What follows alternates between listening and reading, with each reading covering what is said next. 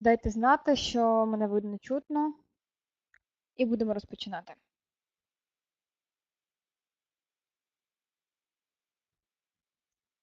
Супер, є плюсик.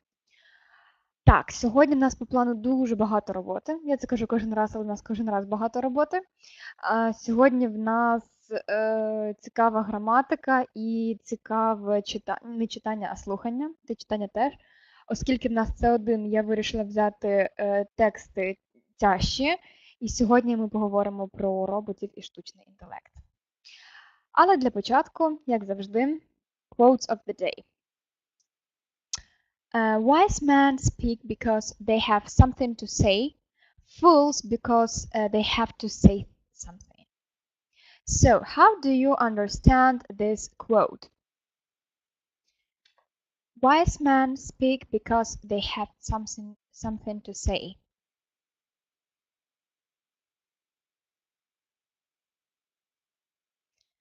Fools because they have to say something.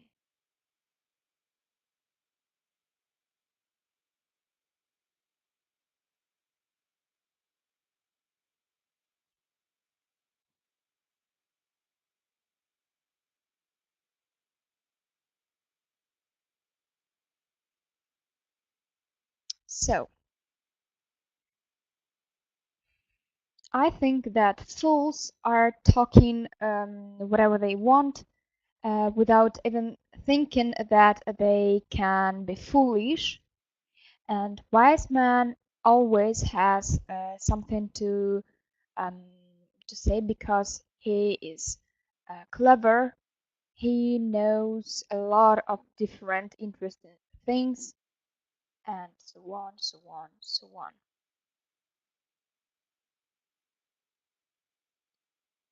So secretly, the wise man and the fool both have the same number of thoughts on occasion. But the wise man, in his wisdom, realizes that all thoughts are not meant to be spoken. Wise men speak because they have something to say, fools because they have to say something. The wise men realize that thoughts that help others, though being said, are the only thoughts that should generally be shared. Be they funny or intelligent thoughts. Incomplete thoughts and those that do nothing but try to inflate your own ego have to place in the wise man's mouth.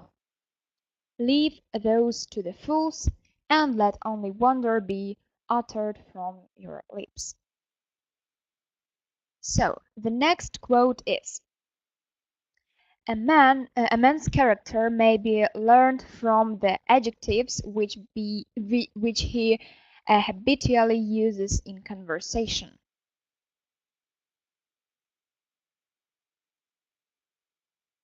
So, how do you guys understand this quote?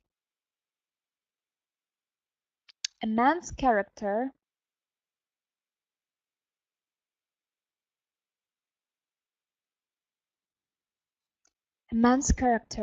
may be learned from the adjectives which he habitually uses in conversation.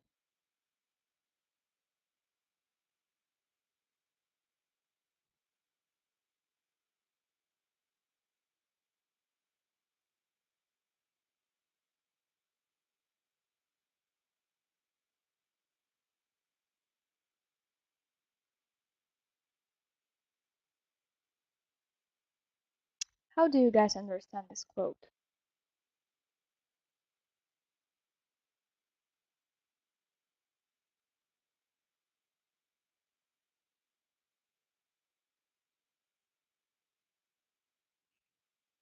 So, adjectives are the words which modify nouns, which includes people, places, and things. Besides the usual universal adjectives, or swear words, the words used to modify or further describe a noun can reflect on the speaker. So, So why is minding what we say important? None of us have been chosen poorly when trying to find the right word to say, right? Do you know anyone who made such an ill advised selection that they put their foot on their mouth? Just asking because you probably never heard it happen except on the TV or in movies.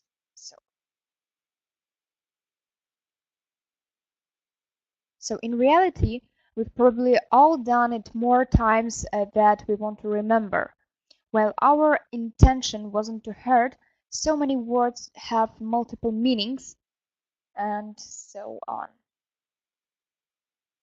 So, a man's character may be learned from the adjectives which he habitually uses in conversation. Do you guys want to write something? Or to explain this quote, how do you understand this? Mm-mm-mm.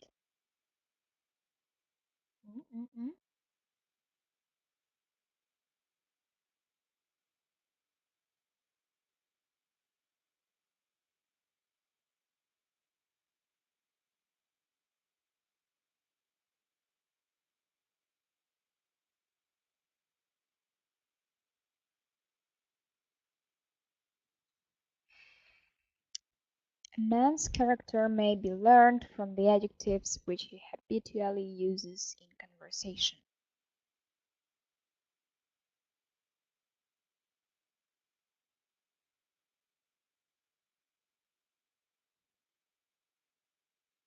So, if you don't want to, we will go to the next quote. Communication leads to community, that is, to understanding, intimacy, and mutual valuing.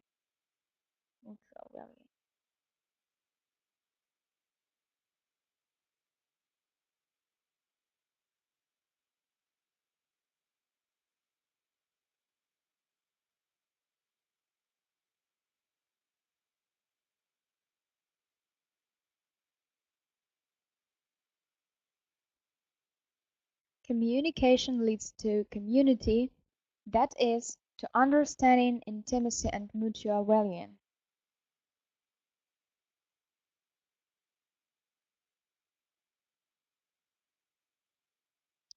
How do you guys understand this quote?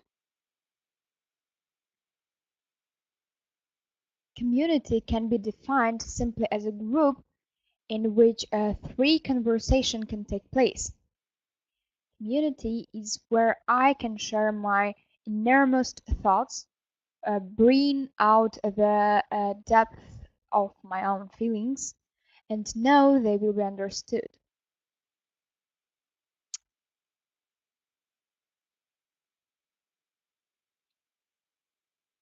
Rolome has said this. So, if you don't want to talk with me in the chat, we will check the home task. And we should go to the phrasal verbs. As usually, you should write phrasal verbs here and explanation here. And I will give you 3 or 5 minutes. But if you're ready, please write it in our chat. Тож маєте 3-5 хвилинок, а коли напишете, то дайте знати в коментарі, будь ласка. Stay positive, informal. Wait a short time, informal. Spend time relaxing, informal. Hang up. For example, he didn't say goodbye before he hung up. Hold somebody or something back. I had to hold my dog back because there was a cat in the park. So, and you have 3 or 5 minutes. Let's go.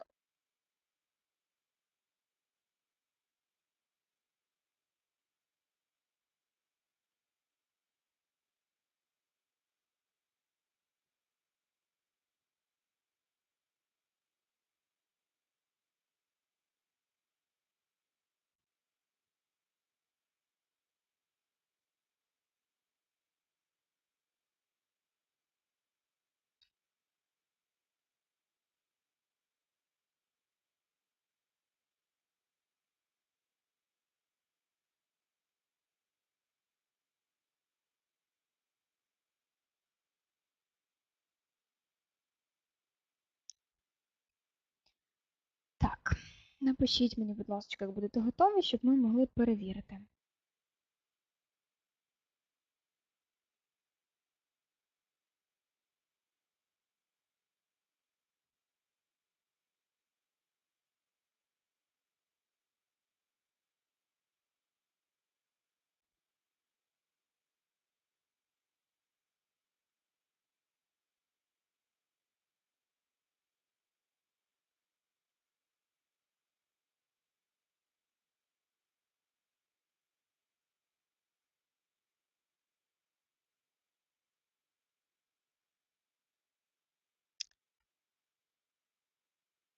So, are you ready? Oh, great. So, let's go to the part in which we check it. Hang in, stay positive, and it's informal. For example, hang in there, I'm sure you'll find a job very soon. Hang on, wait a short time. Hang on while I grab my coat and shoes. Hang out, spend time relaxing, informal. Instead of going to the party, we are just going to hang out at my place. Hang up means to end a phone call. He didn't say goodbye before he hung up. Hold somebody or something back. Prevent from doing or going. I had to hold my dog back because there was a cat in the park. And here we have part number 2, phrasal verbs, explanations, and as usually 3 or 5 minutes. The first phrasal verb is hold something back. For example, Jamie held back his tears at his grandfather's funeral. Hold on. Please hold on while I'll transfer you to the sales department. The next phrasal verb means hold firmly using your hands or arms. Number 4 means to rub. And the last phrasal verb here is keep on doing something. For example, keep on stirring until the liquid comes to a boil.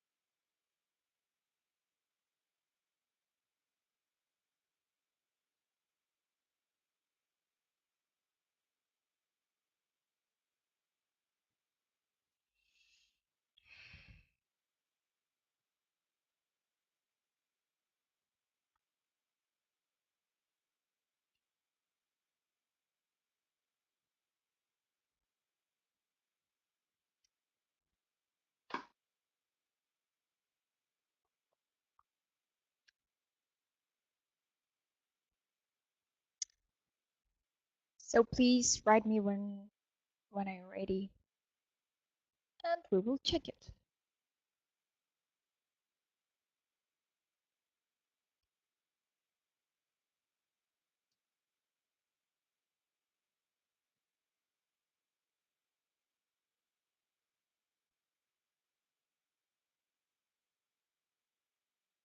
Okay, so hold something back.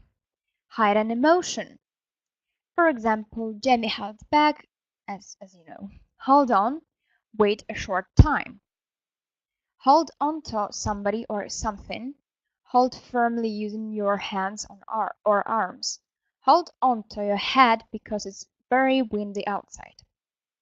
Hold somebody or something up. To rub. A man in a black mask held the bank up this morning.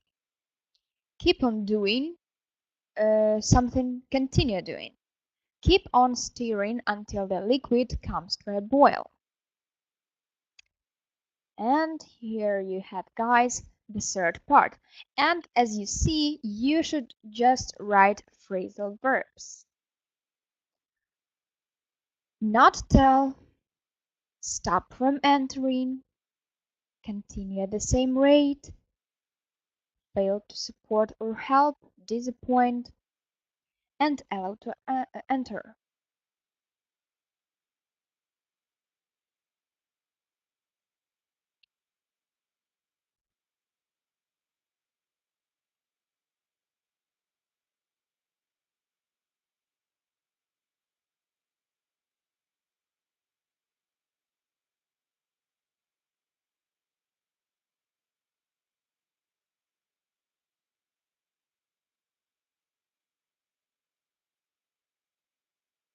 Not tell, stop from entering, continue at the same rate, fail to support or help, disappoint, allow to enter.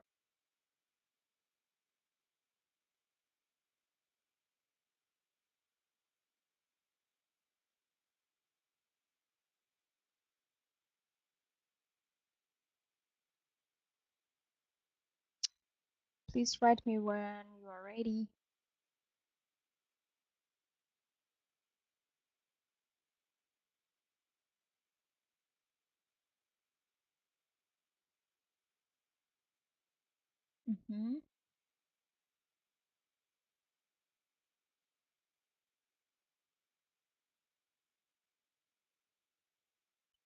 Окей.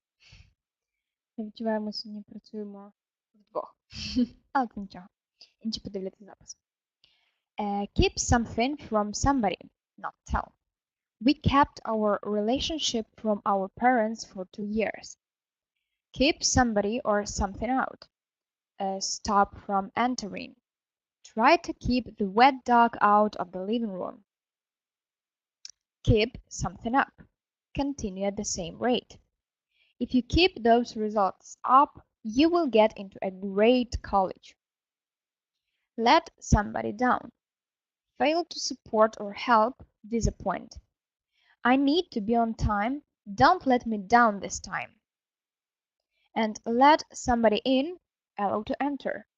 Can you let the cat in before you go to school? And the last part for today, you should just write explanations. Grow up.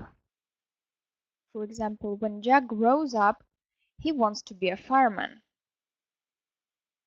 Hand something down. I handed my old comic books down to my little cousin. Hand something in. I have to hand in my essay by Friday.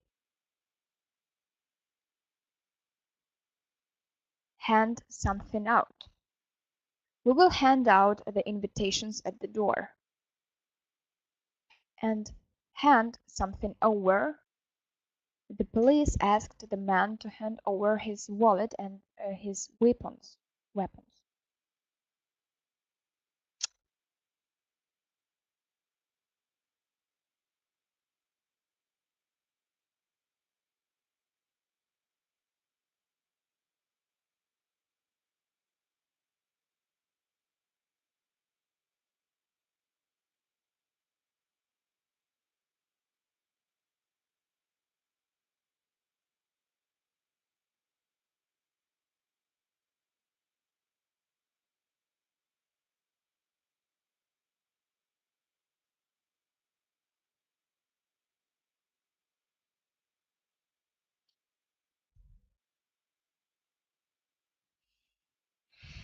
So one more time.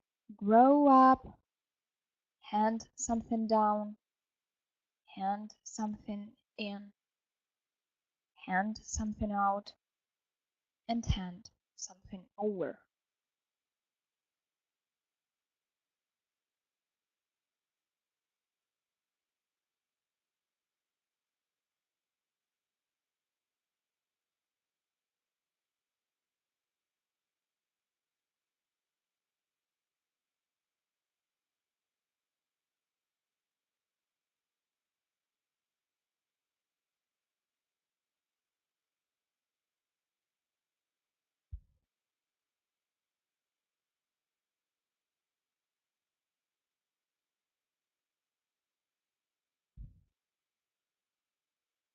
So, are you ready?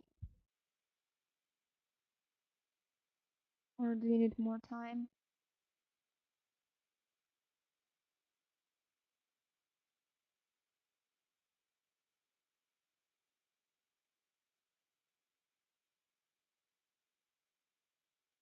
Okay. So, grow up, become an adult. Oh, one more person. Great. Grow up, become an adult. When Jack grows up, he wants to be a fireman.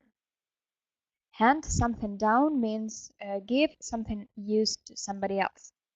I handed my old comic books down to my little cousin.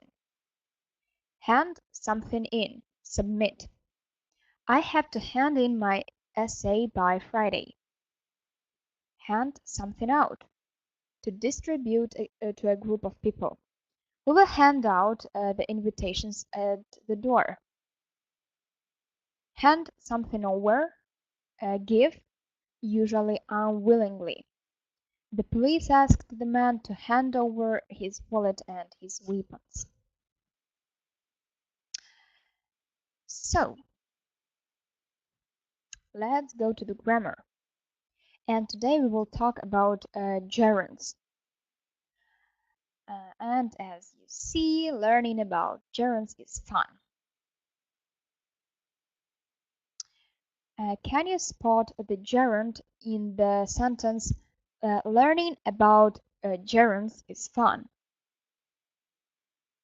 No, the answer isn't gerunds, it's learning. So what is a gerund anyway? To understand gerunds, it helps to understand the difference between a word's grammatical form and its grammatical function in a sentence. Take the word dancing. Dancing in the present participle of the verb to dance. When used with is or are, it becomes a verb in the present continuous tense. For example, he is dancing up a storm. In this sentence, dancing is a present participle form and it's acting as a verb function. But there is another way you can use the word dancing.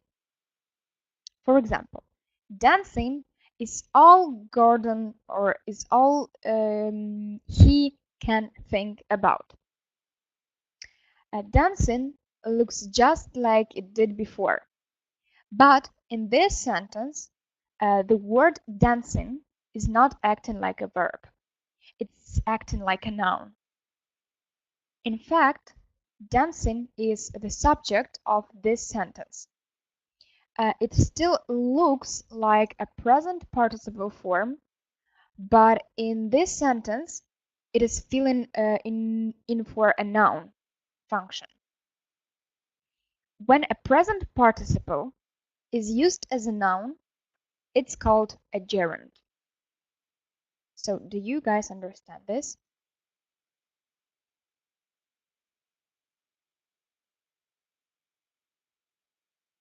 Or have you learned about this before?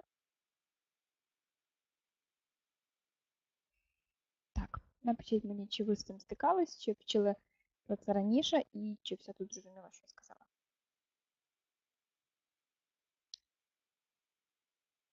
Yes. Okay, great. Second.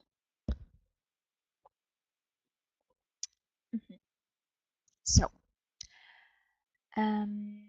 what are gerunds for?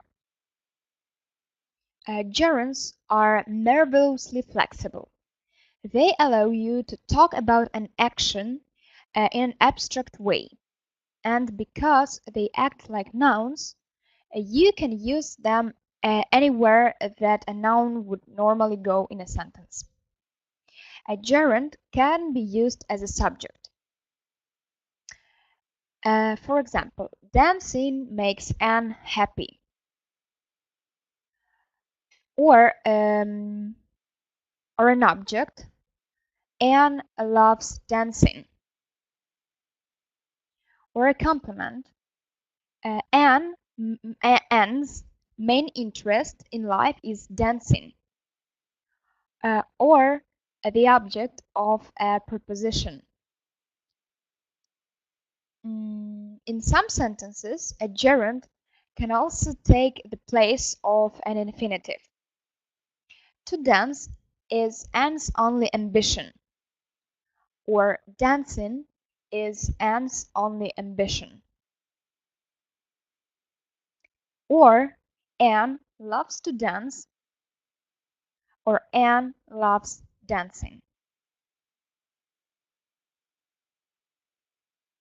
If you wanted to, you could replace the word dancing with a regular noun like root beer in any of these sentences. So the sentences still work grammatically, even if they are a little nonsensical and make Anne sounds like she needs to get out more. So let's go to the next part. Noun plus gerund. So drawing room refers to a large room in a home that function as a place where the owner. Okay, we will talk about this a little bit later. Now about this part. So gerund phrase consists of a gerund and all the words related to the gerund. For example, exercising regularly is important to your health. And it is a subject, exercising. My brother likes working at the travel agency. It's direct object. Working is direct object here. Walter Mitty daydream of being a courageous pilot. Object of preposition. An excellent way to build a vocabulary is reading good literature. And it is subject.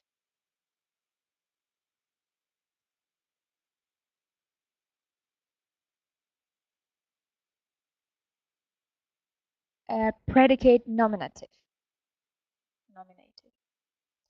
He gave studying chemistry all his afternoon. And here we have indirect object.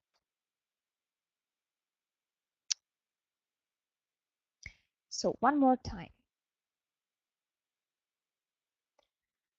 The gerund looks exactly the same as a present participle, but it is useful to understand the difference between the two.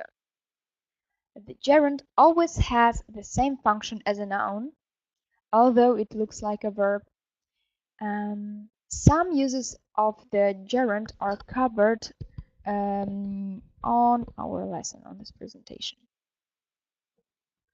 So, the gerund as the subject of the sentence. And here we have some examples. Eating people is wrong. Hunting tigers is dangerous. Flying makes me nervous. Brushing your teeth is important. Smoking causes lung cancer. The next part is the gerund as the complement of the verb to be. For example, one of his duties is attending meetings. The hardest thing about learning English is understanding the gerund. One of life pleasures is having breakfast in bed. Or the next part, the gerund after prepositions. The gerund must be used when a verb comes after a preposition. This is also true of certain expressions ending in a preposition. For example, the expressions in spite of and there is no point in. And as you see, some examples. Can you sneeze without opening your mouth? She is good at painting. She avoided him by walking on the opposite side of the road. We arrived in Madrid after driving all night.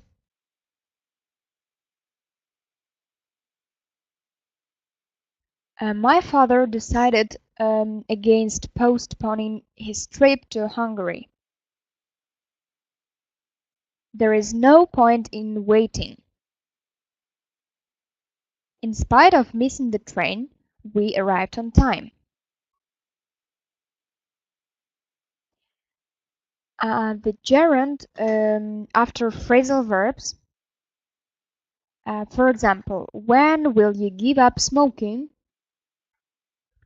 He always puts off going to the dentist.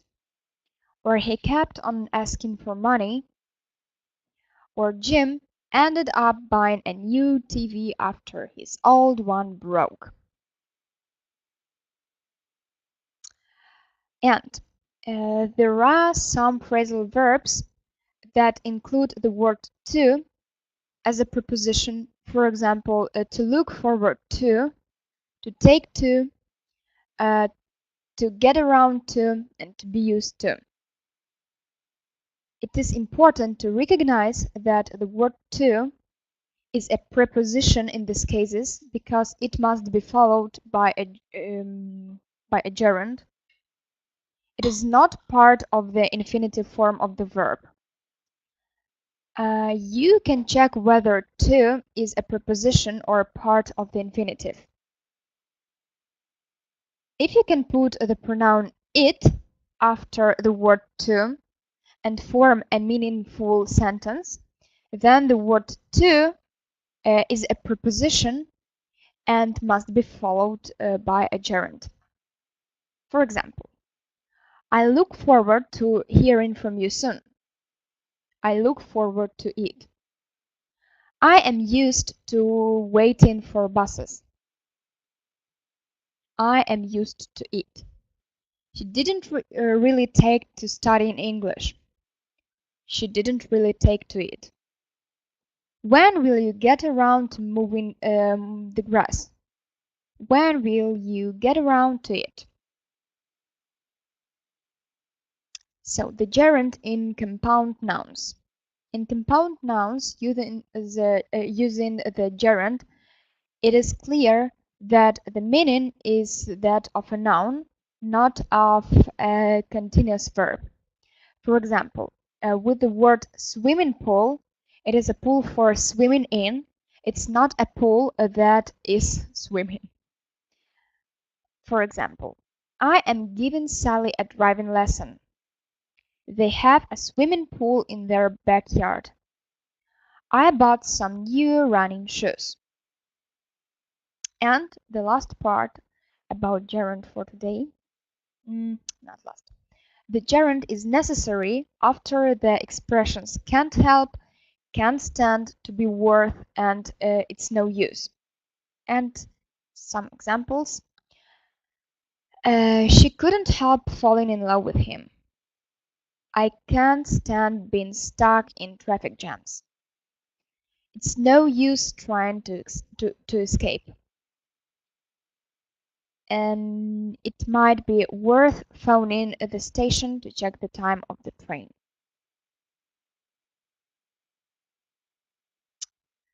So what else? Gerunds are formed from the verbs by adding in. Be, being, go, going, play, playing, talk, talking, write, writing, and so on, so on, so on, except modal verbs. The gerund has the following forms: simple active, asking, writing, or perfect, having asked, having written, and passive, being asked or being written, or even perfect passive, having been asked, and having been written. These forms are also called simple gerund or simpling form, perfect gerund, passive gerund, and perfect passive gerund. The simple action from and the passive from form, active form and the passive form usually express an action and the action expresses by the main verb. The perfect form and the perfect passive form express an action that precedes the action expressed by the main verb.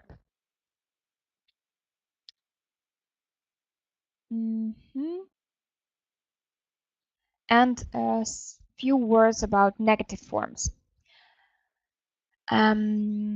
Depending on the meaning, the negative particle not is placed between the verb and the main verb to negate the action of the main verb, before the gerund to negate the action of the gerund.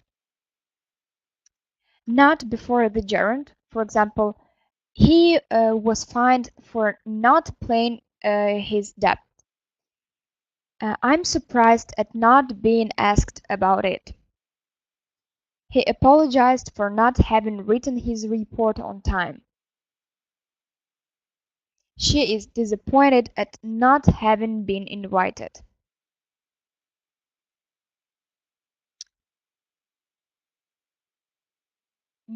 So, more information I will send you. More information I will send you on our site, and you can repeat it all at home. Так, а поки що скажіть мені, будь ласка, чи з цим все зрозуміло, з Герундії? Чи...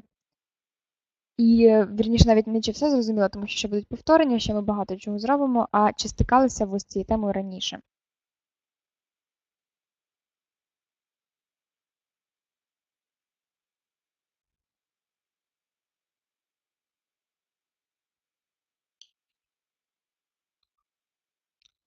Чи стикались ви з цією темою раніше?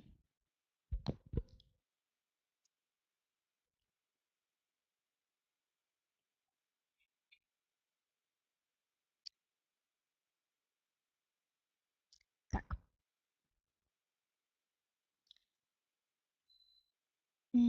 So, and now let's talk a little bit about robots. Are they friends or a foe? Just a second.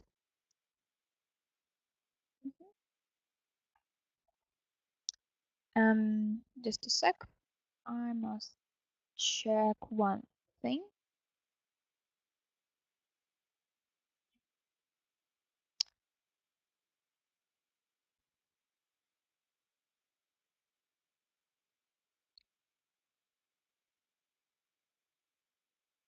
So, what does the word foe mean?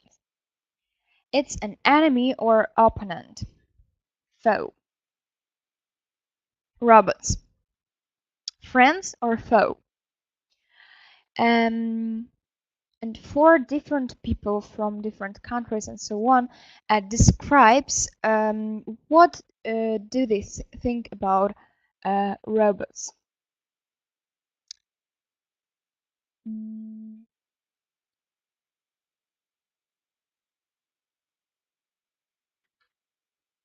So,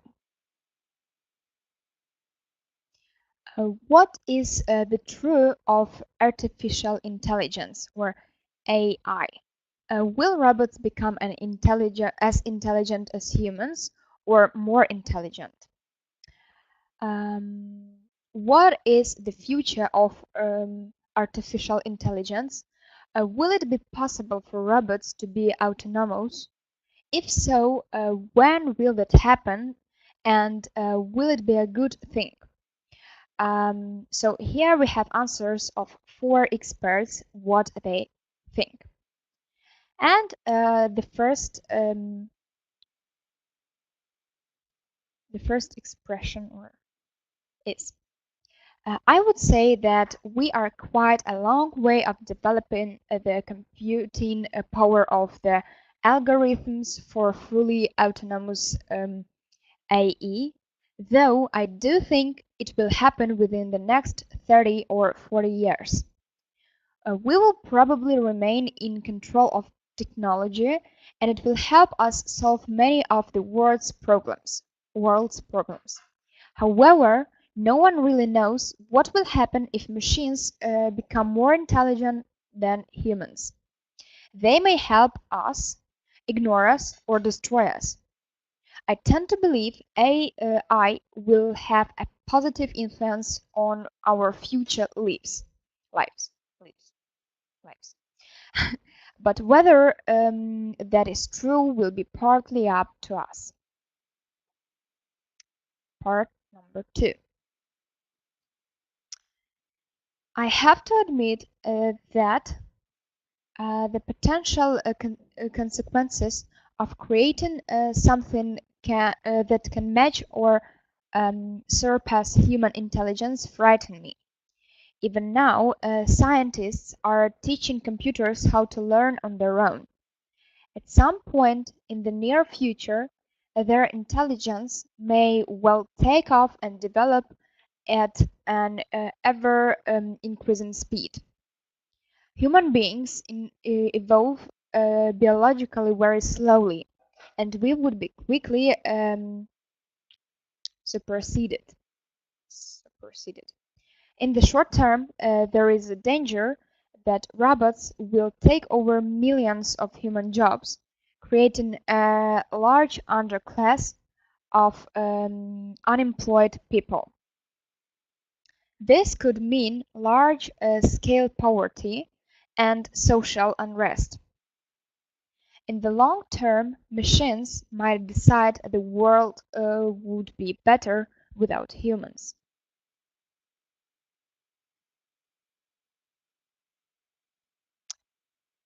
Number 3.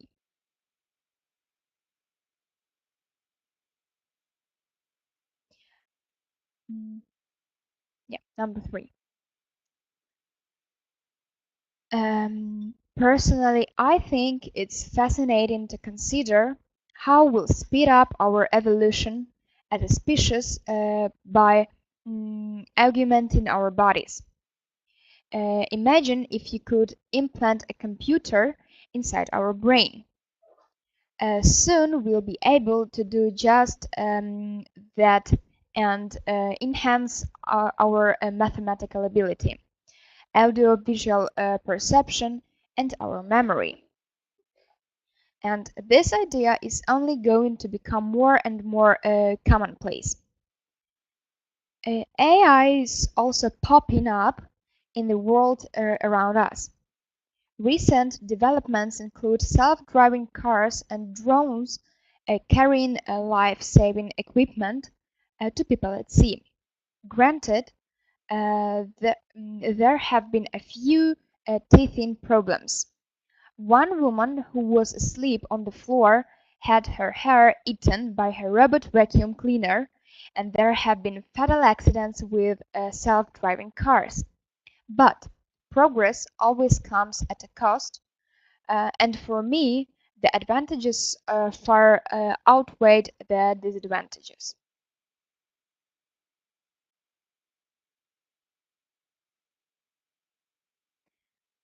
And the last one is, I am a member of the campaign to stop killer robots. Forget the movie image of a terrifying Terminator stamping on human skulls and think of what's happening right now. Military machines like drones, gun turrets, and sentry robots are already being used to kill with very little human input. The next step will be autonomous murder bots, following orders but ultimately deciding who to kill on their own. It seems clear to me that this would be completely unethical and dangerous for humanity. We need to be very cautious indeed about what we ask machines to do. And guys, don't be afraid, I'll send all this information on our site, all this text and even translation of some really difficult words. Так, не переймайтесь, всі ці тексти я надішлю, презентацію надішлю, текст надішлю і надішлю також словничок із дуже тяжкими словами. So, artificial intelligence. So what is it? Artificial intelligence. Sometimes called machine intelligence is intelligence demonstrated by machines in contrast to the natural intelligence displayed by humans and other animals. In computer science, artificial intelligence research is defined as the study of intelligent agents, any device that perceives its environment and takes actions that maximize its chance of successfully achieving its goals. Colloquially, the term artificial intelligence is applied when a machine mimics cognitive functions that humans associate with other human minds, such as learning and problem solving.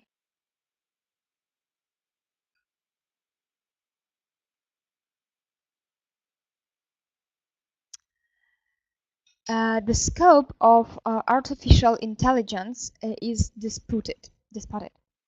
As machines become increasingly capable, tasks considered as requiring intelligence are often removed from the definition, a phenomenon known as the artificial intelligence effect, leading to the quip, artificial intelligence, whatever hasn't been done yet. For instance, optical character recognition is frequently excluded from artificial intelligence, having become a routine technology. Modern machine capabilities, generally classified as artificial intelligence, include successfully understanding human speech, competing at the highest level in strategic game systems such as chess and Go, autonomously operating cars, and intelligent routine in content delivery networks and military simulations. Artificial intelligence was founded as an academic discipline in 1956 and in the years since has experienced several waves of optimism, followed by disappointment and the loss of funding, known as an artificial intelligence winter, followed by new approaches, success and renewed funding. For most of its history, artificial intelligence research has been divided into subfields that often fail to communicate with each other. These subfields are based on technical considerations such as particular goals, for example, robotics or machine learning, the use of particular tools, logic or artificial neural networks, or deep philosophical differences. Subfields have also been based on social factors, particular institutions of the work or particular researches.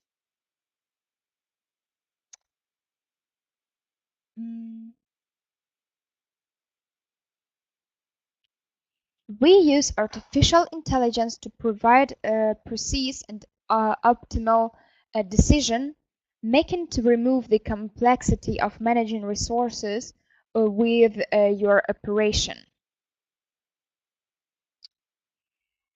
The traditional problems or goals of artificial intelligence research include reasoning, knowledge representation, planning, learning, natural language processing, perception, and the ability to move and manipulate objects. General intelligence is among the field's long-term goals. Approaches include statistical methods, computational intelligence, and traditional symbolic artificial intelligence. Many tools are used in artificial intelligence, including versions of search and mathematical optimization, artificial neural network, and methods based on statistics, probability, and economics. The artificial intelligence field draws upon computer science, information engineering, mathematics, psychology, linguistics, philosophy, and many others. The field was founded on the claim that human intelligence can be so described so that a machine can be made to simulate it.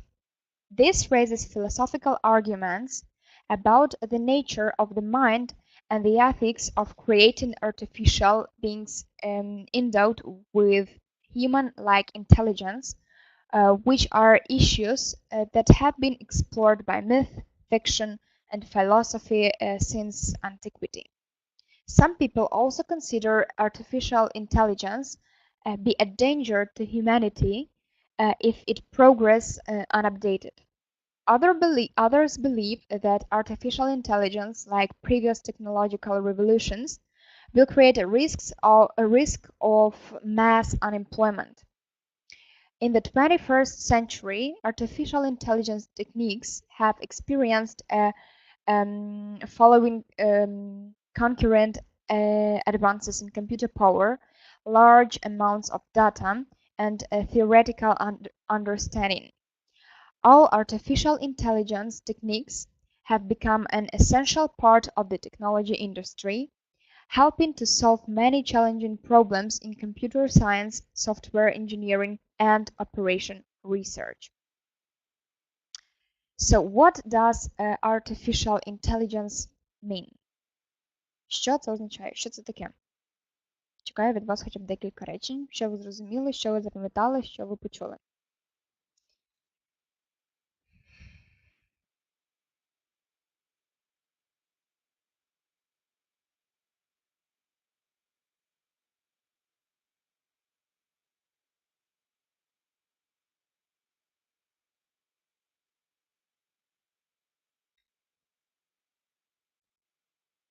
Guys, are you here?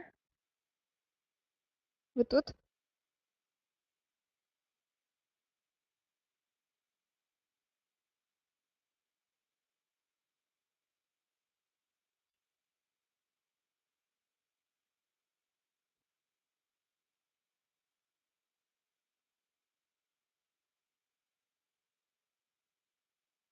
Угу.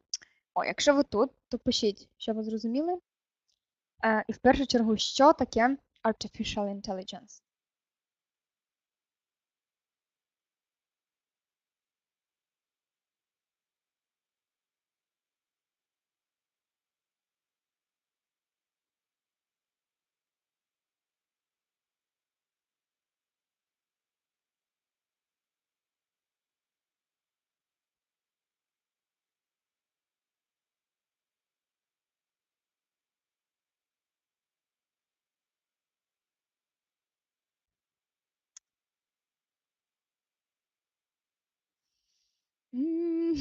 А українською?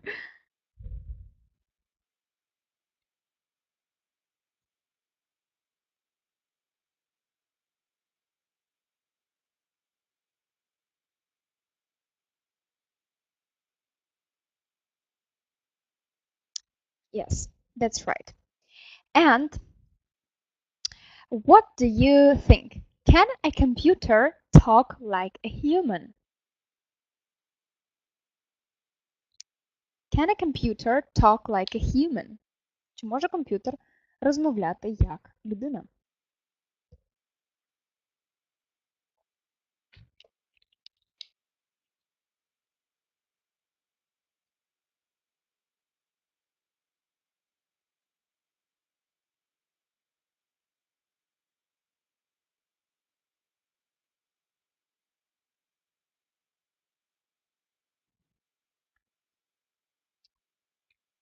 talk but not think. Okay, that's interesting.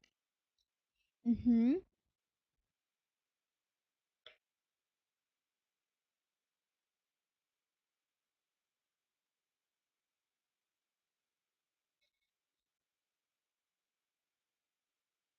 Do you have um I'm sorry. Who else wants to write something interesting? Do you think that they can think and can talk?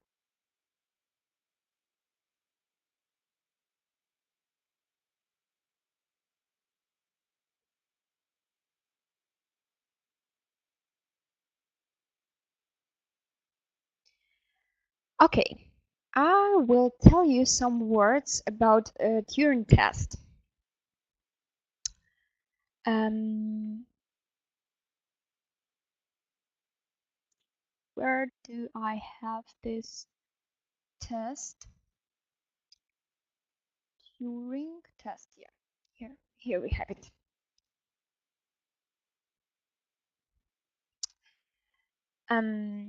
So the Turing test.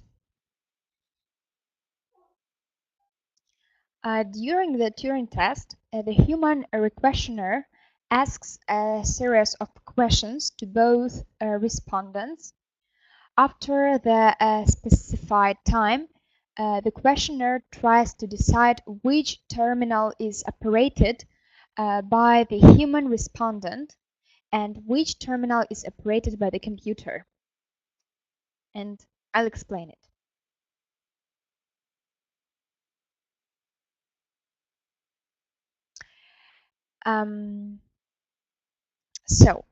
John Searle's paper, Minds, Brains and Programs, proposed the Chinese room through experiment and argued that the Turing test could not be used to determine in a machine if a machine can think.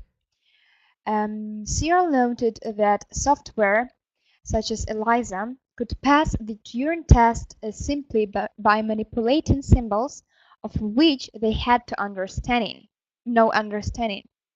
Without understanding, they could not be described as thinking in the same sense people do. Therefore, Searle concludes the Turing test cannot prove that a machine can think. Much like the Turing test itself, Searle's argument has been both widely criticized and highly endorsed. Arguments such as Searle's and others working on the philosophy of mind sparked off a more intense debate about the nature of intelligence, the possibility of intelligent machines, and the value of the Turing test that continued through the 80s and 90s.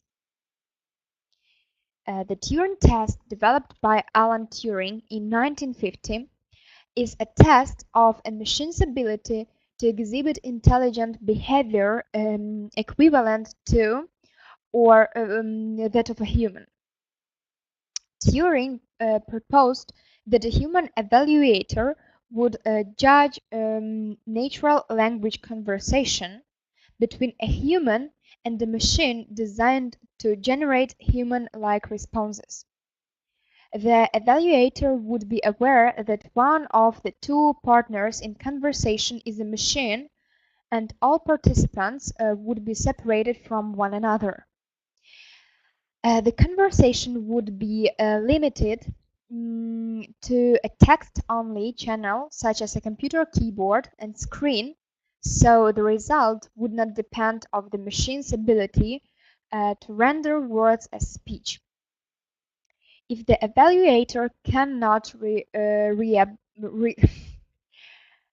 reliably tell the machine from the human, the machine is said to have passed the test. The test results do not depend on the ability to give correct answer to questions, only how closely one's answers resemble those a human would give. The test was introduced by Turing in his paper computing machinery and intelligence while working at the University of Manchester. It opens with the words, I propose to consider the question, can machines think? Because thinking is difficult to define. Turing chooses to replace the question by another, which is closely related to it and is expressed in relatively unambiguous words. Turing's new question is, are there imaginable digital computers which would do well in the imitation game? This question, Turing believed, is one that can actually be answered. In the remainder of the paper, he argued against all the major objections to the position that machines can think. Since Turing first introduced his test, it was proven to be both highly influential and widely criticized, and it has become an important concept in the philosophy of artificial intelligence.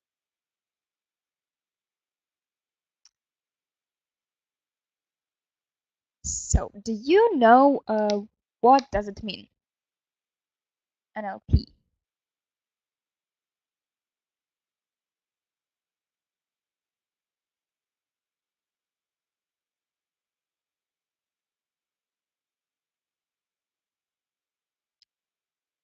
Do you know what is it?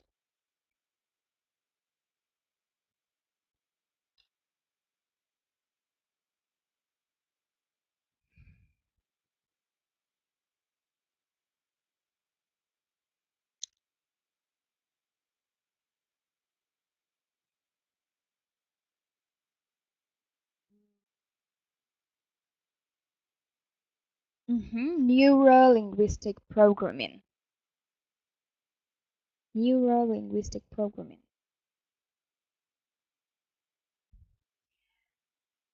So,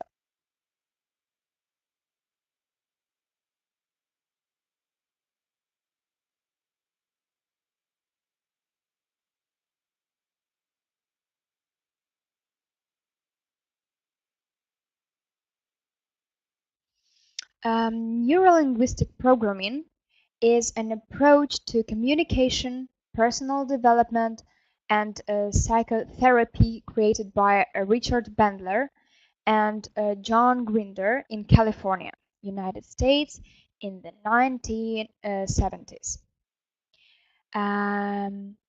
NLP creators claim there is a connection between neurological processes, language, and behavioral patterns learned through experience or programming, and that this can be changed to achieve specific goals in life. Bandler and Grinder also claim that NLP methodology can model the skills of exceptional people, allowing anyone to acquire those skills. They claim as well that, often in a single session, NLP can treat problems such as phobias, depression, tic disorders, psychomatic illnesses, allergy, common cold, and learning disorders.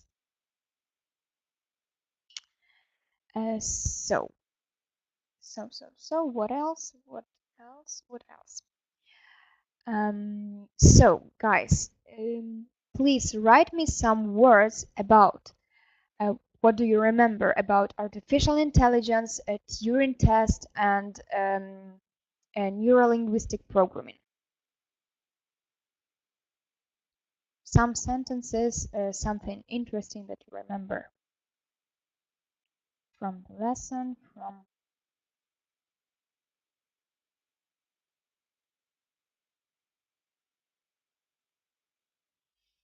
I'll give you 3 or 5 minutes.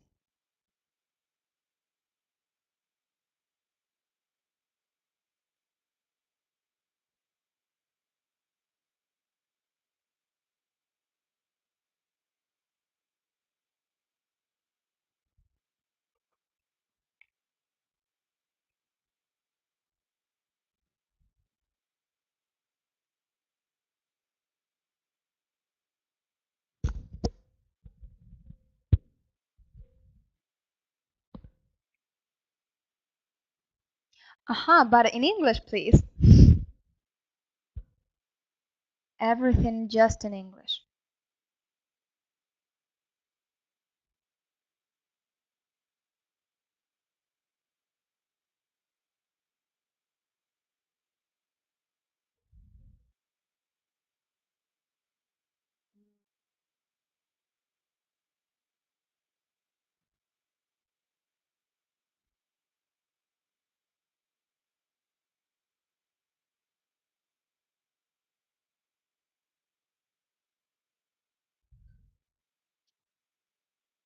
Це все, звісно, правильно, в 1970-му, але тепер давайте все це англійською. Спробуйте, будь ласка, це ж цікаво.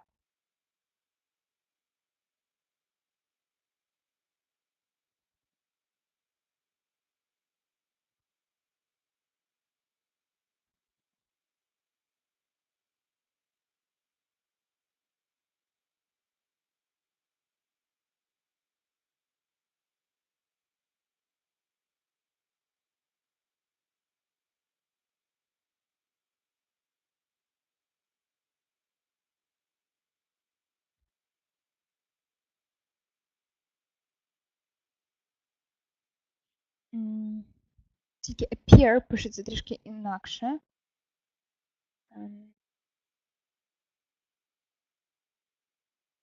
Зараз напишу вам.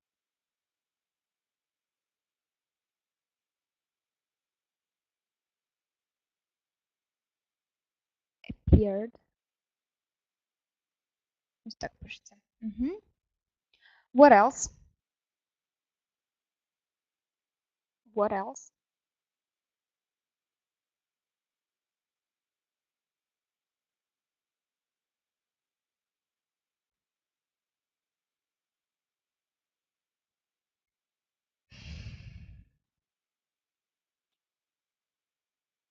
What does artificial intelligence mean? But in English, not in Ukrainian.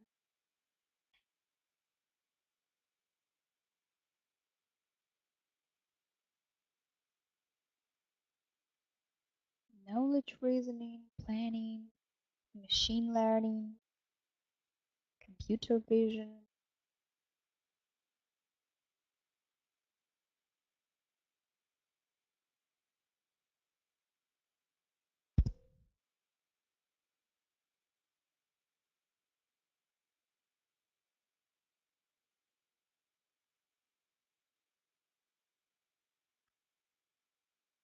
Тільки off.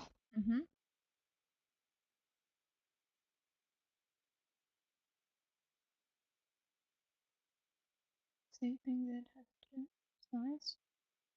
From one side it is very useful and could be easier the lives of humanity. From the other side it could be dangerous. Great. Thank you. Супер. Дякую. І оскільки маємо ще декілька хвилин, то поговоримо про англійський сленг. Надалі ми будемо частіше розбирати якісь такі слова.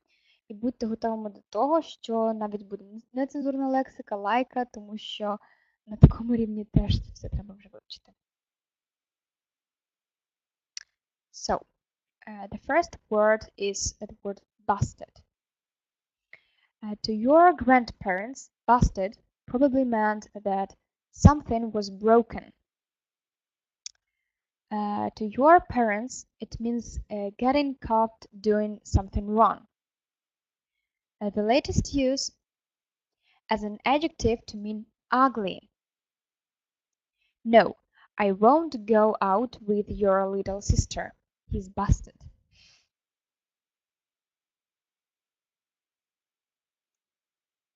And now I want you guys to write one example with this word.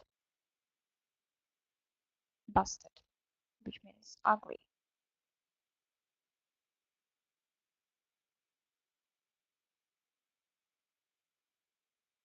Just one sentence, please.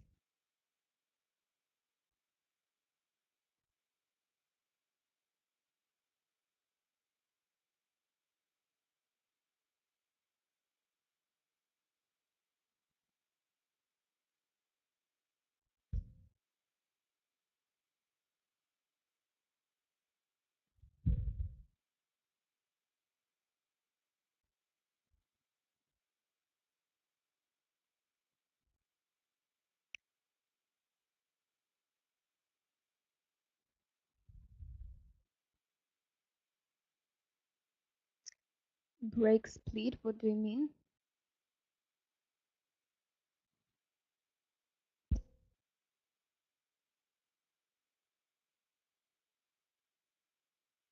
The new sofa she bought is really busted.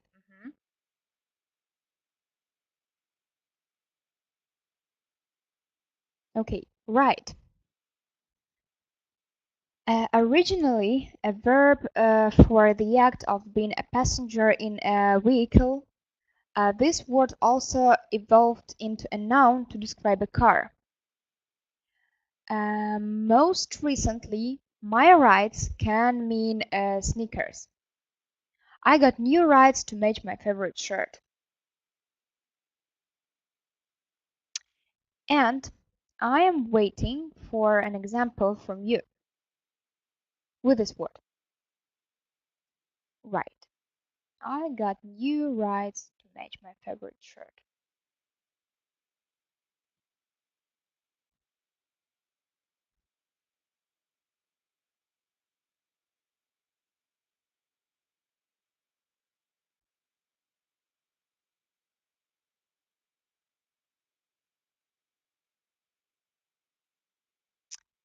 So maybe one more time.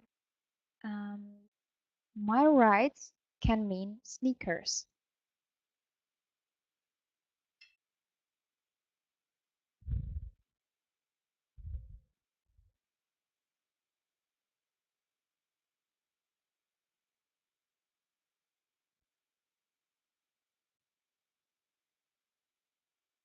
Last few years, I prefer to wear only white rides. Great. Hip. Originally, hip or hap meant someone very fashionable in the first half of the 20th century. It evolved to mean someone into jazz and beatnik culture in the 1940s and 50s, and changed into hippie to describe flower children of the 60s. Today, it's changed again to hipster, meaning a self-aware, artsy person. My hip grandfather plays the sax, but my hipster brother just makes homemade pickles.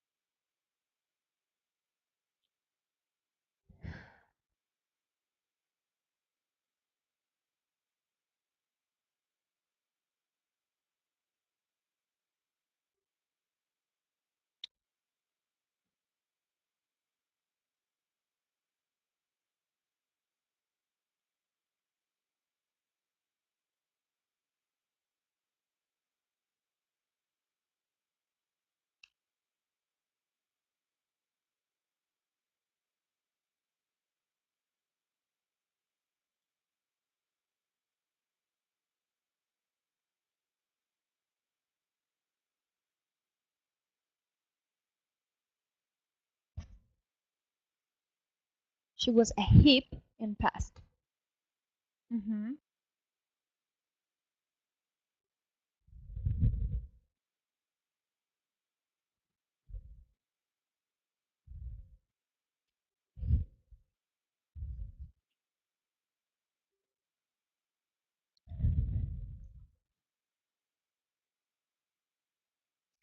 He's very hip. The only things he does during the day are painting and reading books.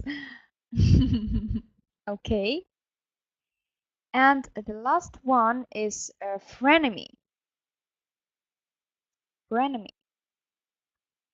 This combination of friend and enemy describes a person who is a little bit of both, perhaps a friend with whom one experiences regular conflict. You'd be a lot happier if you stopped hanging out with your frenemy.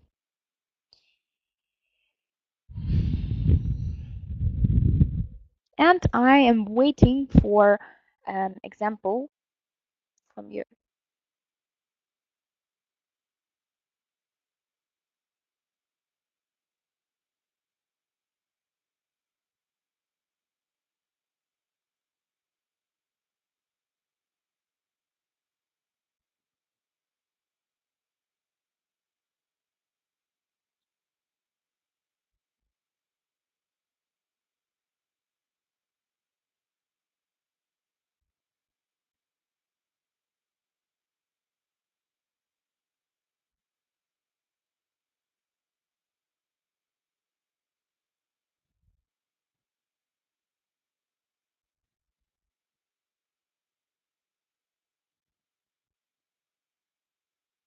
I'm waiting.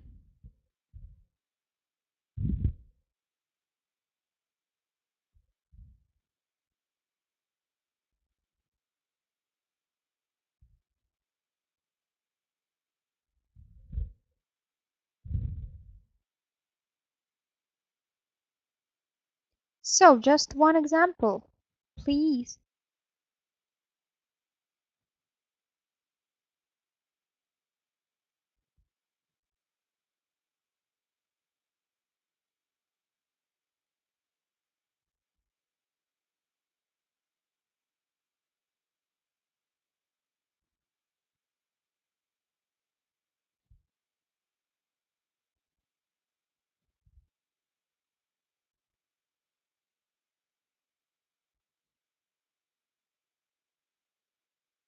And one more time, frenemy.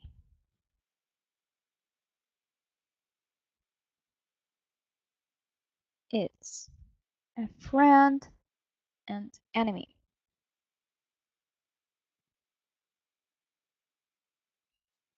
She was very rude to me last week, so I can name her my frenemy now. Okay.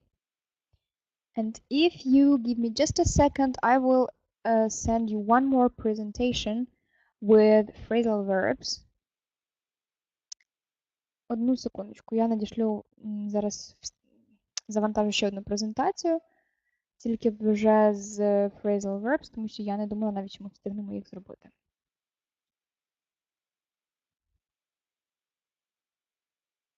Just a moment.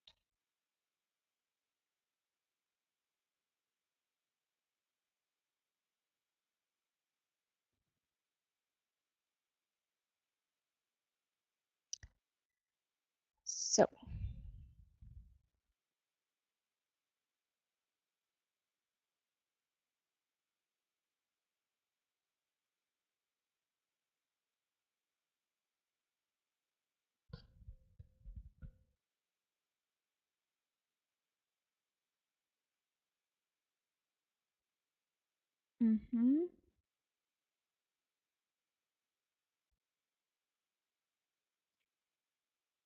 Так, і вже завантажую.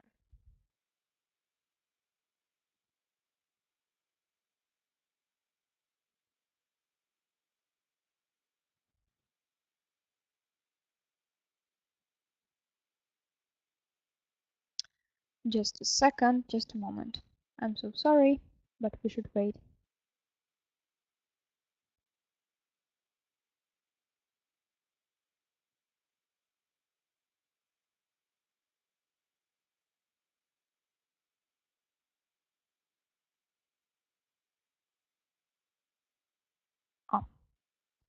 So, make something up. That's mean invent, lie about something.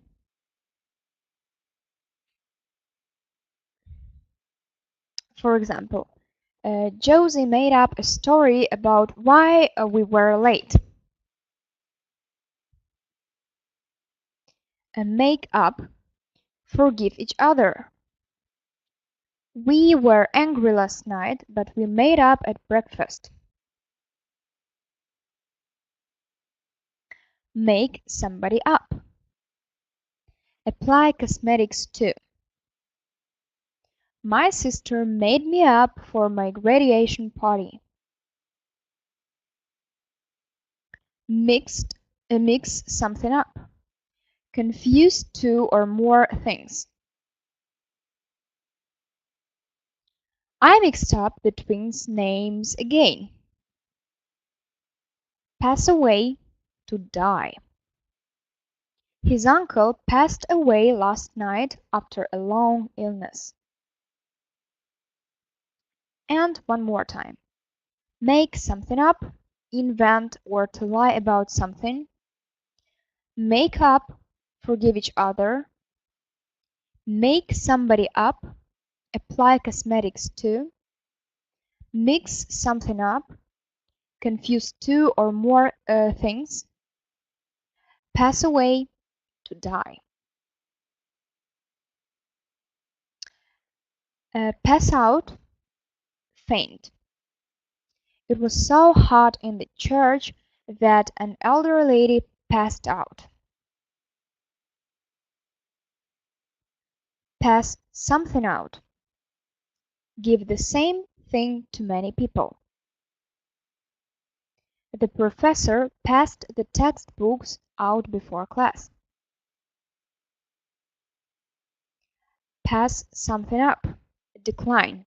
Usually something good. I passed up the job because I am afraid of change. Pay somebody back. Return owed money. Thanks for buying my ticket. I'll pay you back on Friday. Pay for something. Be punished for doing something bad. The bully will pay for being mean to my little brother.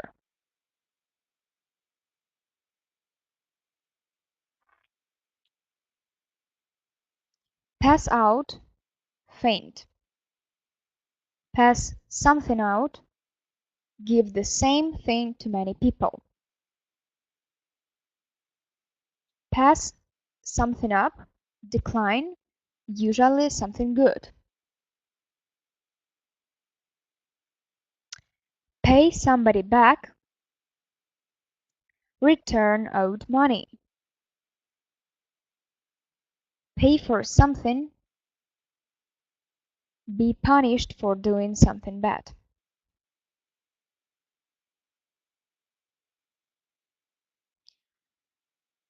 Pick something out.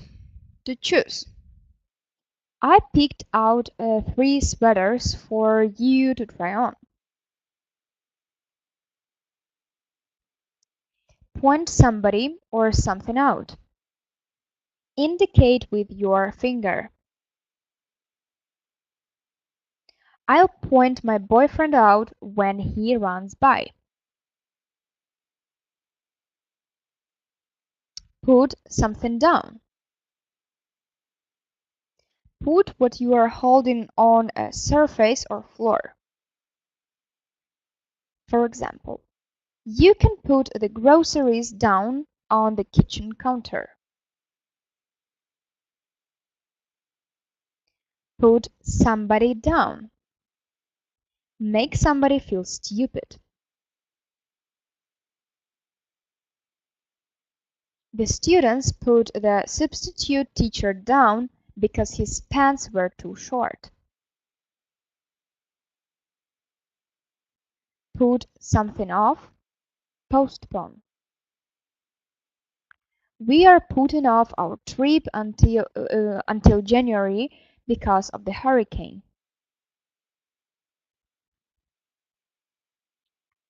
And one more time. Pick something out. To choose. Point somebody, something out. Put something down. Put somebody down. And put something off. And all these phrasal verbs one more time. Make something up, invent or lie about something. Make up, forgive each other. Make somebody up, apply cosmetics to. Mix something up, confuse 2 or more things. Pass away, die.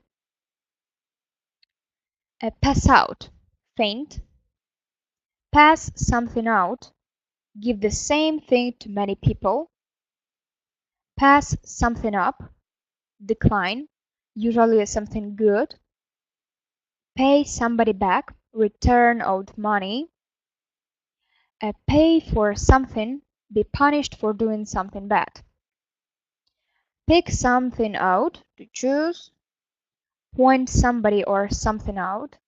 Indicate with your finger. Put something down. Put what you are holding on a surface or floor. Put somebody down. Insult or make somebody feel stupid. And put something off. Postpone. So, do you have any questions?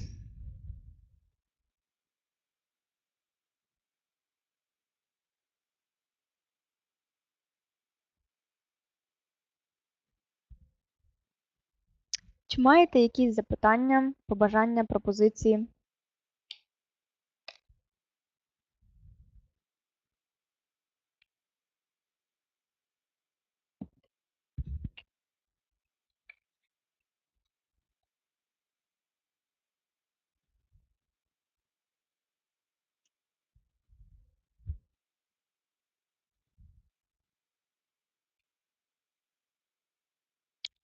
Чекаю на ваші коментарі. Якщо все зрозуміло, так і пишіть, що зрозуміло. Плюсики, вірніше, мінуси краще, що питань немає.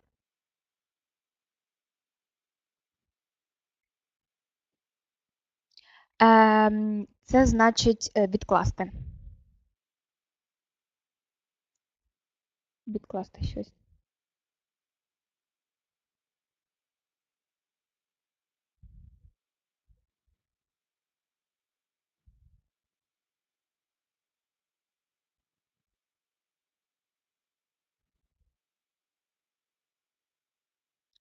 Postpone.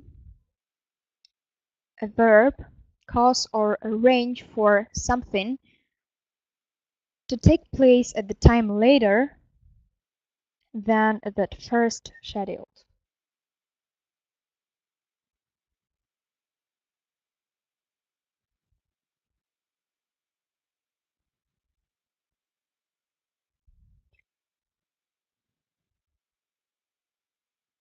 Faint – це так, втратити свідомість, впасти в обморок.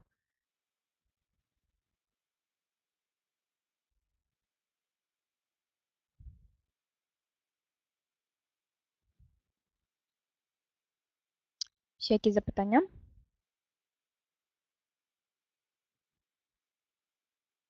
Так.